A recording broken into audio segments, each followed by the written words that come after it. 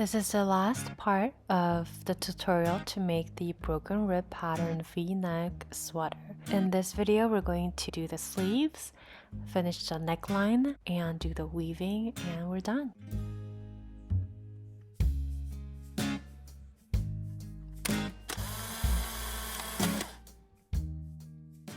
Let's cut the yarn that was holding the sleeve stitches and grab the needle that you are using for the body. For me, it's a 5mm, and I highly recommend using a short needle. For example, mine is a 12-inch circular needle. I did make the mistake of using a longer circular needle, which is why I changed it out to the shorter one later on. So please disregard me using a longer one in the beginning. We are going to transfer all the stitches to the needle.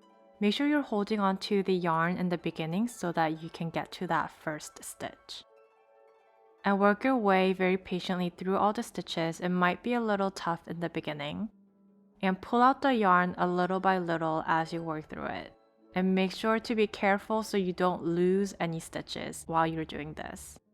If you get confused on which direction the needle should be going into the stitch, pull on the yarn to see how the yarn is going through it, and just follow where the yarn goes.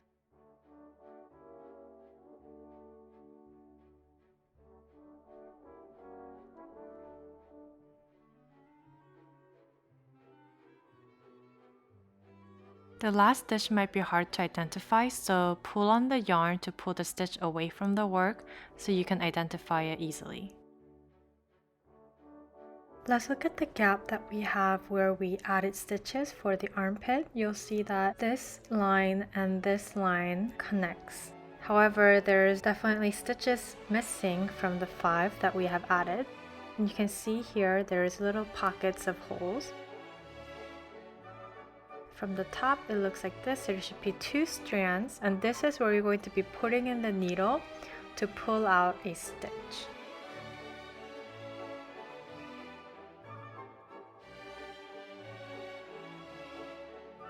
So this is where the first stitch is gonna go.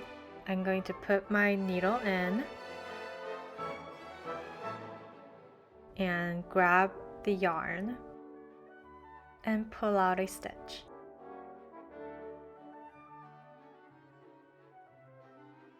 Now we're going to continue pulling out the loops or stitches through the next holes.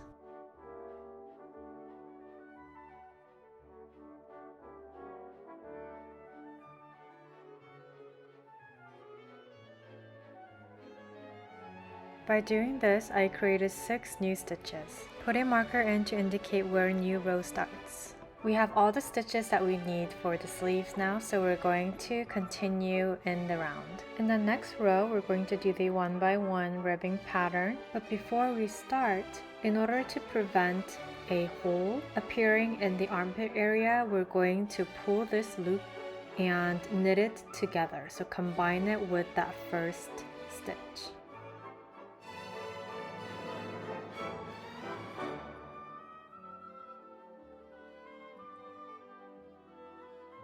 Once we're done with the first stitch, we're going to continue knitting in the ribbing pattern, but make sure you look at the previous rows to see if you need to knit first or purl first. This will ensure that the broken rib pattern flows smoothly into the sleeves.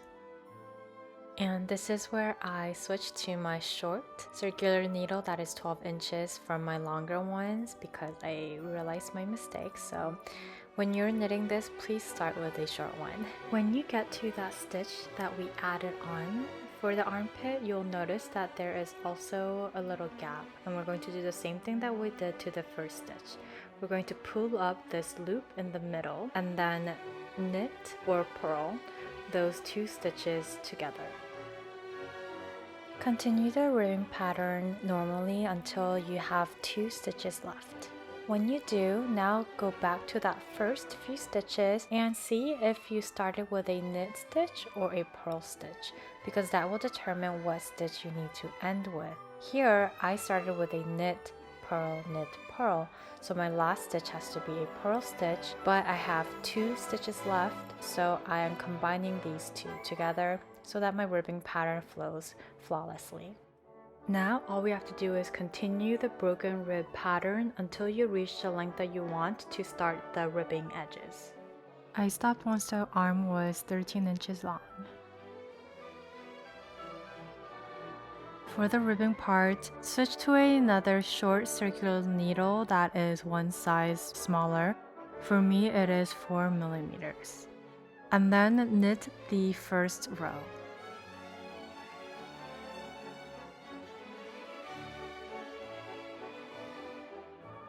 Once you're done with the first row, put the marker in to indicate a start of the new row. And then we're going to start the ribbing pattern. Start with a knit stitch and then purl stitch and repeat.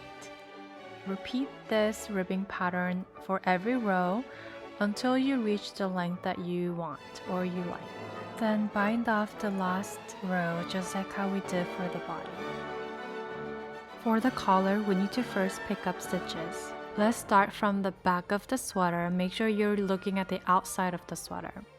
This is the back side, the back part of the sweater, and just in a random stitch near to the shoulder, I'm going to insert my needle. Make sure that you're inserting it into the V from the top. There should be 2 strands that you are using, like this.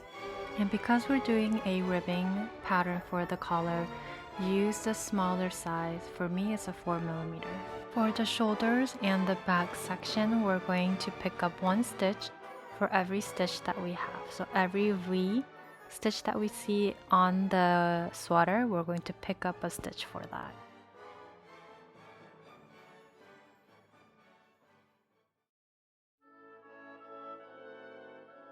When you come to the raglan stitch part and come to that shoulder section, continue picking up stitches for every stitch that you see.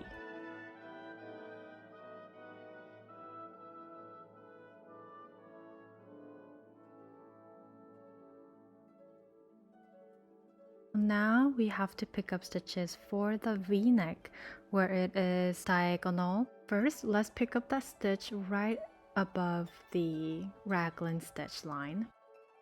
And then for the V-neck, the V stitches are going to look a little lumpy. So you're going to see very little short V's and a longer V. And we're going to pick up for every stitch. My tip is to stretch out the part so that you can see every hole or every leg. That is a small V right there. It looks like a little knot.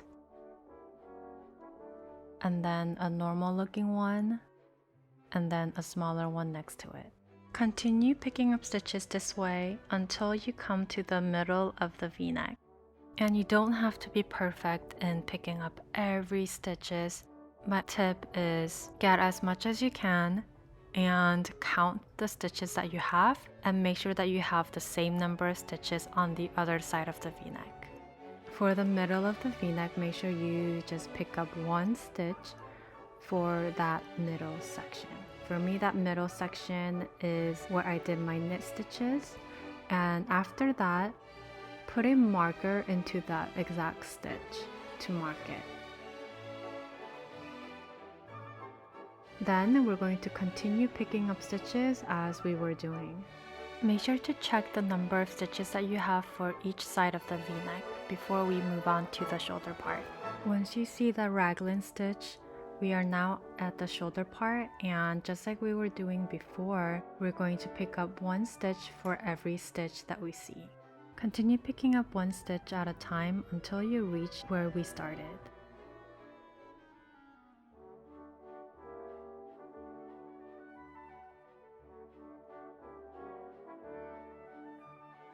Now we're done picking up stitches, we're going to start doing 1 by 1 ribbing. Put a marker in and then start the ribbing by starting with a knit stitch. Continue the 1 by 1 ribbing pattern until you reach the marker that we put in the middle of the V-neck. For every row, we're going to decrease these 3 stitches. Slip the 2 stitches as if you're going to knit the stitch. So slip the 2 stitches together and then knit the next stitch. So knit the 3rd stitch, the one left of the marker. Then slip over the 2 first stitches off the needle over the 3rd stitch. Now you should have 1 stitch left on your needle from the 3 stitches that we started with. Then continue the ribbing pattern as normal.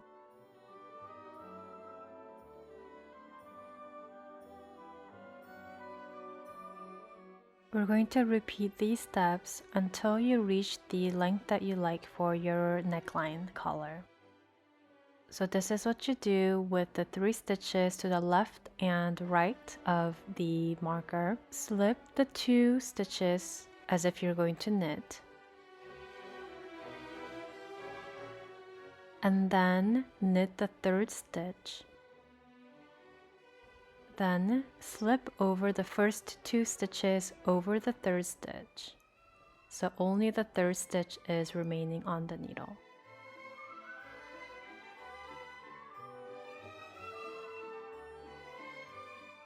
Then knit normally in the ribbing pattern and continue this until you reach the length that you like for the collar. Ta-da! We finished the neckline. I did my neckline so that it is 2 inches wide. Now all we have to do is bind off or cast off the stitches. So we're going to do the ribbing pattern as normal, but we're going to cast off the stitches every time we do one. Once you bind off the last stitch, we're going to pull out the yarn and cut it.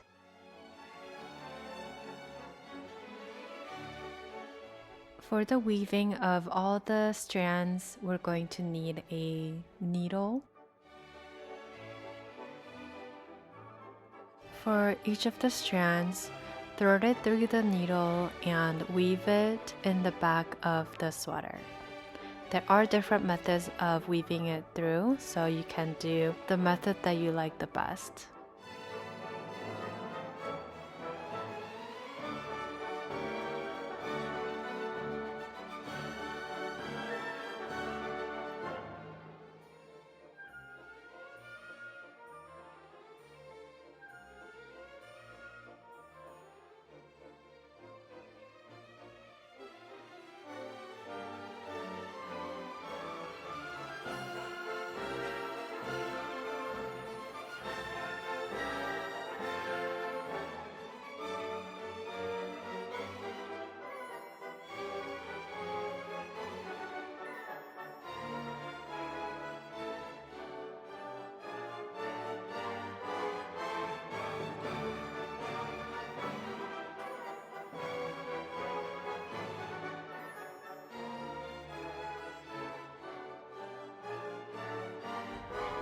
Thank you so much for following the tutorial, and I hope you have a really pretty sweater that you like or that you can gift. Bye!